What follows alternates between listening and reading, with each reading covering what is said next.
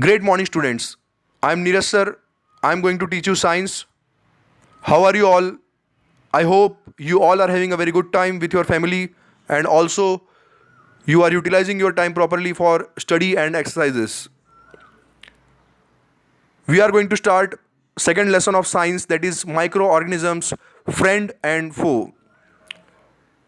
Before starting the main lesson, you might have a question why we are learning this lesson. The answer lies in the current situation. You all know that coronavirus has affected the world very badly, and many peoples have lost their lives also. So you can see the power of a microorganism, because coronavirus is also a type of microorganisms which is coming under the category of virus. So you can see the power of microorganism. That's why we should not take it lightly. But as the coin has two sides, these microorganisms are also having other side. The other positive side is that these microorganisms are used for making antibiotics, and also they are used for food industry, for making bread, cakes, pastries, etc. So these microorganisms have both the sides, positive side and negative side, and we should know both the sides. That's why the name of the lesson is microorganisms, friend and foe. Now let us begin with the lesson. First we'll see which topics we are going to cover in this lesson. These are the topics which we are going to cover in this lesson. Let us move towards the first four topics. In this video we are going to cover first four topics, and afterwards in the next videos we will see the remaining topics. For understanding the meaning of microorganisms, we can break the word microorganism into two parts, micro and organism. What is meaning of micro? I am sure that you all are knowing the meaning of micro. Micro means very tiny or small, and organism means a living thing. So a very tiny or small living thing which cannot be seen with our naked eyes but can be seen under a microscope. Study of these microorganisms is known as microbiology, and scientists who study these microorganisms are known as microbiologists. Let us see different types of microorganisms. We are going to study each of them in detail in the next few slides. Let us see which are these types: bacteria, protozoa, algae, fungi and viruses. So these are the basic five types of microorganisms. Let us see some examples of bacteria. Lactobacillus and Rhizobium. Lactobacillus is the bacteria which is used for converting milk into curd, and Rhizobium bacteria is used for biological fixation of nitrogen. That also we are going to see in detail in the next video. Protozoa example is amoeba and paramecium. This amoeba and paramecium is found in the dirty waters. Algae, Chlamydomonas and Spirogyra. Fungi are yeast and molds. These yeast are used by the bakers, known as baker's yeast. And viruses, common cold virus and HIV virus. And recent example of virus is COVID-19, that is coronavirus. Let us see some images of these viruses. You see the first two images. Bacteria are shown. First image is showing the spiral bacteria, which is spiral in shape. Spiral means spring-like shape. That's why the name is spiral bacteria. Second is rod-shaped bacteria. It is looking like a tiny rods. That's why the name is rod-shaped. The example of rod-shaped bacteria is Lactobacillus. Third is algae. You see the two images of algae. First image is of Chlamydomonas, which is circular in shape. Second is Spirogyra, which is zigzag shape like our DNA. You see the figure 2.3. Two images are shown, amoeba and paramecium. Amoeba is having irregular shape and paramecium is having sandal-like shape. See the figure 2.4, you can see the images of fungi. Fungi are looking like a tiny plants. Actually they are coming under different category, but only their shape is looking like a tiny plants. Now let us see these six images of viruses. You see most of the viruses are spherical in shape. First is HIV virus. What is full form of HIV? It is human immunovirus. Why its name is immunovirus? Because it is decreasing our immunity system. The person who is suffering from HIV, its immunity system is completely disturbed. That's why he cannot get cured from the other diseases due to HIV. Now, which disease is caused due to this HIV virus? It is AIDS, acquired immunodeficiency syndrome. And second virus is hepatitis B. Hepatitis B is also spherical in shape. It is causing hepatitis. Hepatitis is also having different types A, B, C, D, but we are going to study that in higher classes. Next is Ebola virus. Ebola virus is spiral in shape. Now, if you see adenovirus, this is a diamond-like shape, and influenza is having you can say spherical shape, and bacteriophage. See, first five viruses, that is HIV, hepatitis, Ebola, adenovirus, and influenza, are harmful viruses which are causing some diseases. But the last one is special case. These bacteriophages are useful viruses because they can kill some specific bacteria. They can kill some specific bacteria. So these bacteriophages are able to kill some bacteria. That's why they are used for making medicines. So different bacteriophages are acting against different bacteria. That's why these bacteriophages are useful microorganisms or useful viruses. So you see the shape of bacteriophages. You can say on the top it is looking like a diamond, and below structure is like a spider. Now next topic is, where do microorganisms live? See, we can see plants, animals, insects easily because they are visible to us, but we cannot see viruses. That's why we are taking a lot of precautions for coronavirus, because we cannot see them. So these microorganisms can live almost everywhere. In short, they can live almost everywhere. So there are two types of microorganisms generally: unicellular, means having single cell, uni means one, like amoeba and paramecium, and multicellular, multi means more than one. These multicellular microorganisms are, examples are fungi and algae. So these fungi and algae we are going to study in detail in the next few slides.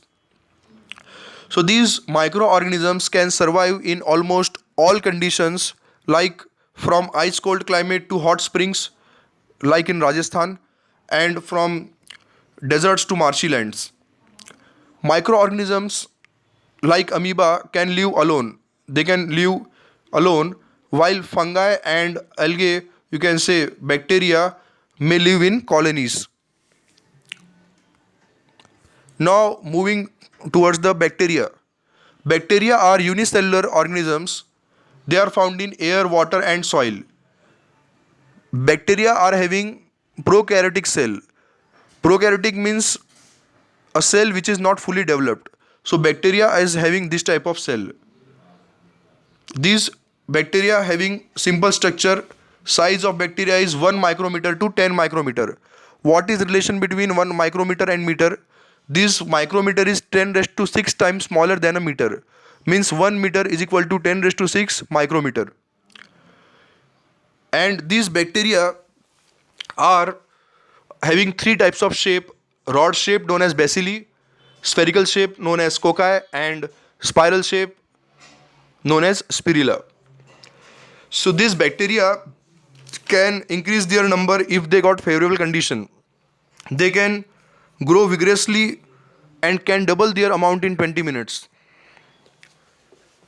Now, this bacteria is having prokaryotic cell, means one more thing is that they does not have well developed nucleus.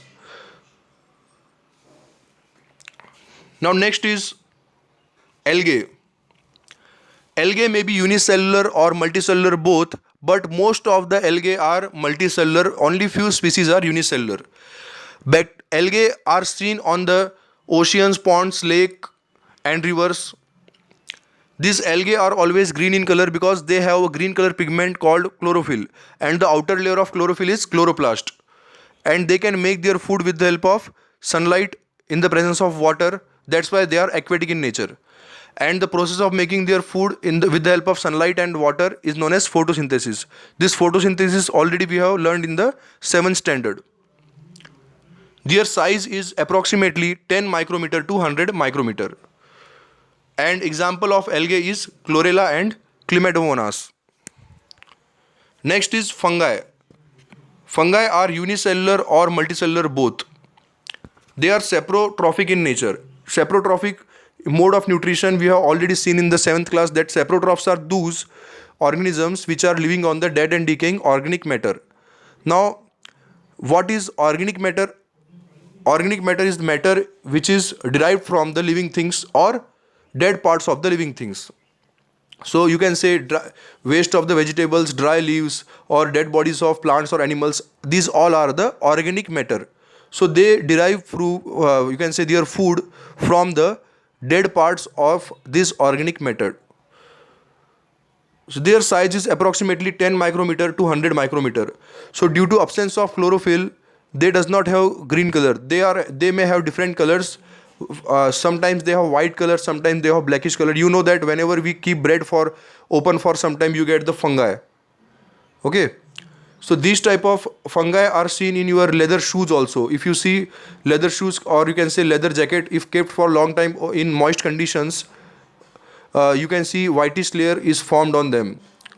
So these fungi require moisture for growth, and these fungi is also seen on the wood. If you see a log of wood is cut down and kept for many days, you see fungi is grown on them, like mushroom. See this mushroom, baker yeast, candida are the examples of fungi. So the main condition is that they require moisture also. Next is protozoa. Protozoa are generally disease-causing microorganisms, and they are unicellular in nature, and they are parasitic in nature. What are parasites? That also we have seen in the last year, that parasitic plants. Parasites are those which are living on the body of other organisms. So you see the parasitic plants, that yellow thread-like structure. Can you remember the name? That is the Cuscuta or Amarbale. So these parasites can live on the body of other organism. You have seen the parasite Amarbale with yellow thread-like structure. You can say that yellow thread-like structure is seen in many trees. In the same way, there are parasitic microorganisms known as protozoa. So their size is nearly 200 micrometer. Example of protozoa are amoeba and paramecium, which are living in dirty water. Or next is Entamoeba histolytica. This Entamoeba histolytica is causing amoebiasis. Amoebiasis is also kind of dysentery. Now these protozoa are generally unicellular in nature, and they can be found in soil, fresh water and sea water. I hope you have understand up to this. Next is viruses. Viruses are coming borderline between the living and non-living things. Means we cannot say them living thing and we cannot say them a non-living thing. They can exist in the form of independent particles. But when they go inside a body, living organism like plants or animals, they multiply them, replicate them in the host body. The body in which they live or multiply themselves is known as a host body or host cell. So they replicate themselves in the host body and destroy that organism, or disturbs that organisms. Due to their multiplication, that organisms having lot of problems. The viruses are generally long molecule of DNA or RNA covered by a protein coat. Do you know the full form of DNA? DNA is deoxyribonucleic acid, and full form of RNA is ribonucleic acid. The size of viruses is approximately 10 nanometer to 100 nanometer. And you should know what is nanometer and what is relation between meter and nanometer. 1 meter is equal to 10 raised to 9 nanometer. Means this nanometer is 10 raised to 9 times smaller than a meter. Means in all these categories, these viruses are the smallest of all. These viruses are very tiny. We cannot see them. That's why you see the coronavirus has affected our lives. We are taking care. We are wearing mask. We are washing our hands because we cannot see them. If we have seen them, we might have killed them, but we cannot see them. That's why we are taking lot of precautions. Examples of viruses: COVID-19, that is coronavirus; varicella zoster. Do you know which disease is caused by varicella zoster? The disease name is chickenpox. Chickenpox is the disease which is caused by the varicella zoster. And bacteriophage, we have discussed about bacteriophage earlier. Now we have completed the classification of microorganisms. I hope you all have well understood this topic. Now, before starting the useful and harmful microorganisms in detail, we will see some important discoveries related to microorganisms. You see, some of them important are Alexander Fleming. Alexander Fleming in 1928 discovered the first antibiotic, that his name is penicillin. This is very important question. It can be asked in various competitive exam like Science Olympiad. Second is Edward Jenner, who discovered the vaccine for smallpox. Okay, smallpox was epidemic in that time, and in 1798 he has discovered, and it had saved the life of many peoples. In the same way, Robert Koch had discovered the bacterium, that is Bacillus anthracis, which causes diseases anthrax disease. So this is just the introduction of that discoveries. We will have to study in detail further in the next video. I hope you all have enjoyed this lesson and you have understood some basic things about microorganisms in this lesson. We will complete remaining part of this lesson in the next video. Thank you, students.